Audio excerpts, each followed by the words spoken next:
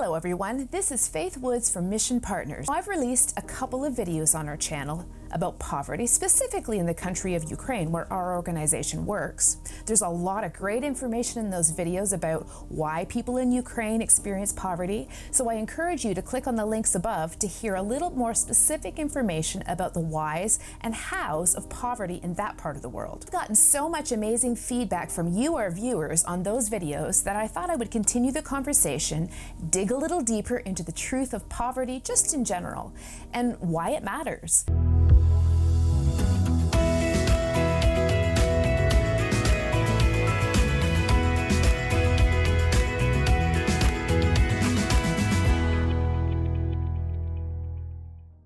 So let's dive in. The problem is real, so I think we need to start by simply acknowledging it. We need to realize that poverty is a real issue for many, many people around the world. You know, just because I don't struggle with poverty doesn't mean that there aren't other people who do. I've walked around numerous villages in Ukraine, visiting people, real people in their homes. And you know, I wonder to myself, why are there people who have to live like this?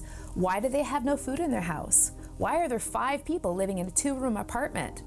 Why don't they have running water, a bathroom, or even a refrigerator? And we also need to accept that, people who struggle with poverty, they're not less valuable or less worthy of love or care or respect. It's not always about the work they do or don't do. Some people just have fewer opportunities in this world, and some people just get stuck with no easy way out. If you're enjoying this video so far, you can click the like button below so that we know that you like what we're sharing. We need to care about this because poverty hurts real people of all ages, and it often actually hurts the vulnerable people like children and the elderly the most. I choose to care about those people because I know that that could so easily be me. Without the opportunities that I've had in my life, that could be my story. Poverty affects real people, and they matter, every single one. They matter to me, and they matter to God.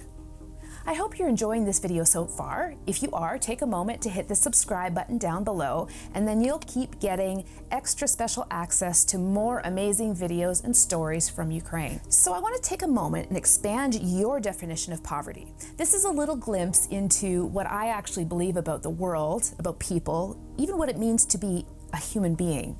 To most people, poverty just means a physical problem, right? One that affects your ability to eat or to house your family or have adequate clothing. That's the poverty that's obvious and understandable. But I actually believe that human beings are more complex than that. Our needs are more complex than that. Our physical need to eat and have shelter, stay clothed, be warm, these are pretty basic. But we are more than physical beings, aren't we? What about our mental health? What about our emotional state? What about relational poverty or loneliness? Mental and emotional well-being are every bit as important to living healthy lives as having our physical needs met.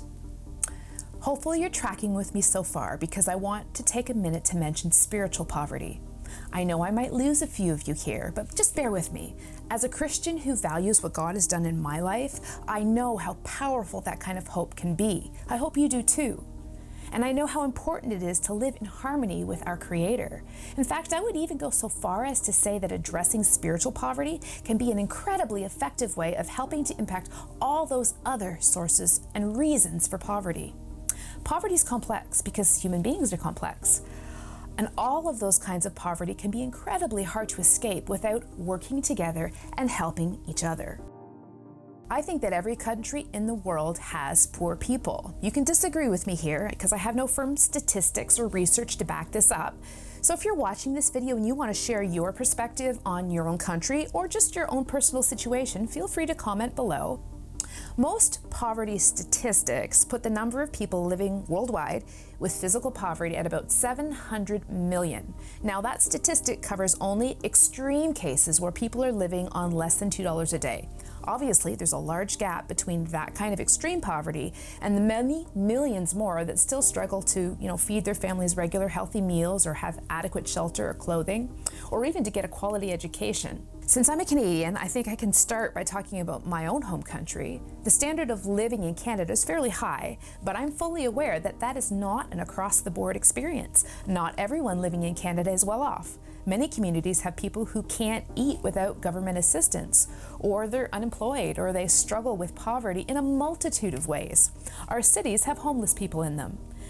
And, if you agree with my broader emotional, mental, or spiritual poverty, there are certainly many, many more people who have difficulty coping every day. If people in comparatively rich Western nations experience poverty, then I think it's pretty logical to assume that most places in the world have people who are poor. How many of them are poor or how poor they actually are isn't really the point. The point is that as a fellow human being, you need to realize that poverty affects people close to you, right in your own backyard, as well as vulnerable people around the world.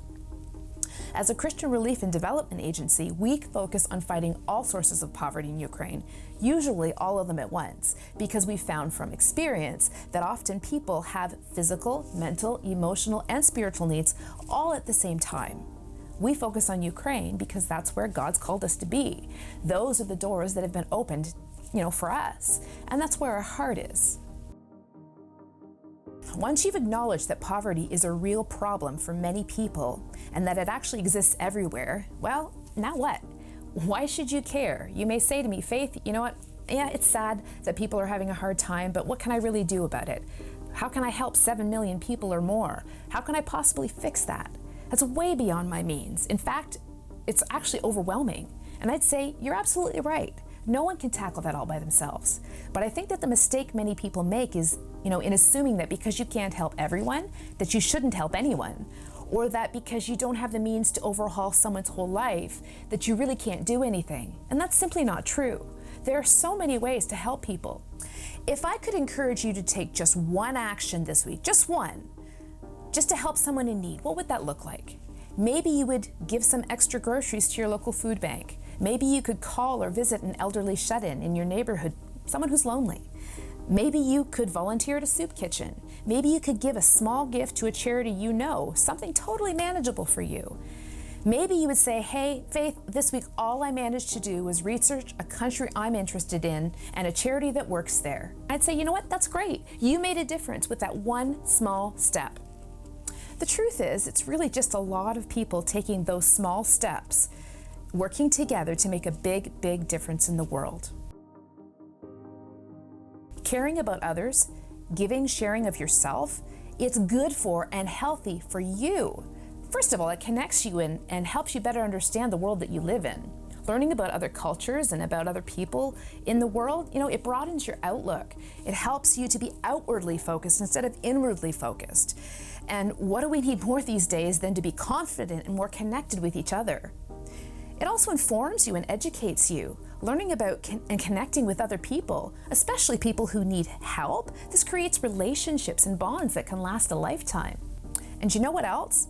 It actually makes you feel really, really good about yourself. Have you ever experienced the emotional high that you get by helping someone in need? There's really no feeling like it. Our physical bodies were actually created to get an emotional high when we give to others. You can look it up yourself. There's been studies done that show that our brains, they actually secrete these feel-good chemicals like dopamine or serotonin when we're giving.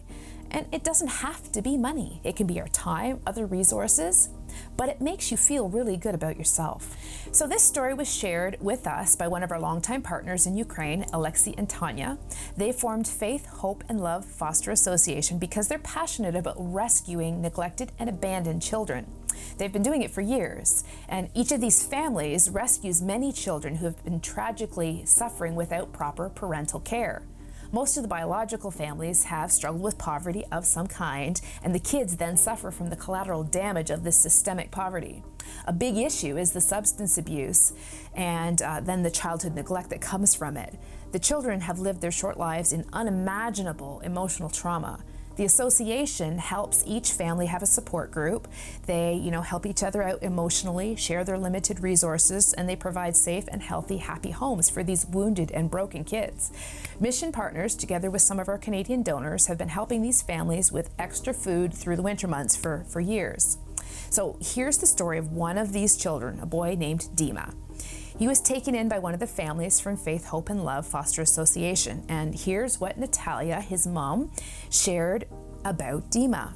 The family adopted Dima about 2 years ago. He'd spent 2 years in an orphanage, and that's where he came from. The orphanage unfortunately left a deep psychological scar in his life and his heart. He grew up with an alcoholic mother. He was neglected and deprived of love and care. While he was living with his mom, he would spend days wandering around the city, looking in dumpsters for scraps because his mom didn't feed him. Most days he couldn't find food and he just wandered around hungry. He missed many, many days of school. By the time he was 10 years old, he'd really only spent 3 weeks in school. He couldn't read, he couldn't write. When he first came to live with his family, Dima didn't have any idea of even how to keep himself clean, of no idea about personal hygiene. His mom had just never taught him that, never cared enough to show him. And in the 2 years since Dima's lived with this family, he now has learned to read, write. He's confident, he has career goals, and he pursues them with the support of his new family. They've taken him in as their own. Another one of the foster children in this family, Yaroslav's been with them for several years. They became really close friends, Dima and him, and Yaroslav helped him feel really comfortable in the family. They're about the same age, and they go to the same school, same class, and they actually became best friends. Last year, Dima enrolled in a karate class. No one expected him to do well, but he actually won several tournaments. Natalia told us that she and her husband are so proud of Dima because of how much he's changed. These are the kind of stories that keep me going.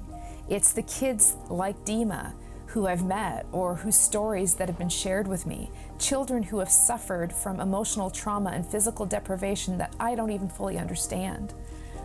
It's the seniors who've cried when we walked through the door because we gave them a food bag and they'd almost given up on life until we walked through the door telling them that God loved them. This is poverty to me. This is why poverty matters to me. It's because it's real, about real people with real names and real suffering. Poverty affects us all. This is what motivates me and keeps me here in front of this camera to share with you, so that maybe just a few of you will care about kids like Dima as much as I do. So remember, poverty is real, it's everywhere, it matters, and you can do something about it. You can be the change that you want to see in the world because you are the heroes of our story. Thanks for watching and see you next time.